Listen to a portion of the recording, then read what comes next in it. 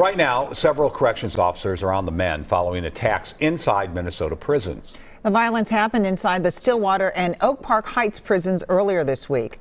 WCCO's Reg Chapman explains what critics say officers need to stay safe. The first incident happened late Monday morning inside the Minnesota Correctional Facility Stillwater. Several inmates got into a fight.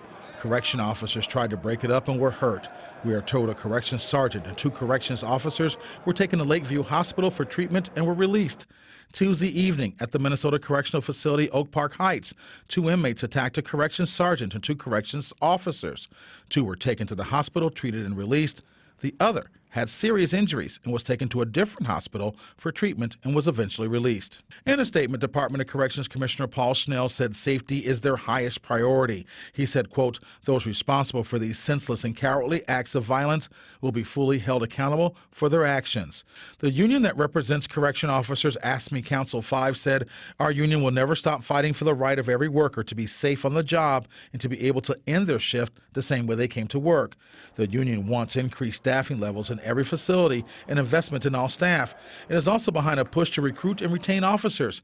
In 2018, 16-year corrections officer Joseph Gom was attacked inside Stillwater Prison by an inmate with a hammer.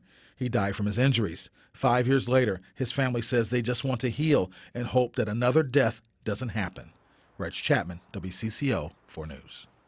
The inmates involved in the attacks have been moved to the Administrative Control Unit at Oak Park Heights. The DOC's Office of Special Investigations will look into the violence and send its findings to the county attorney for possible charges.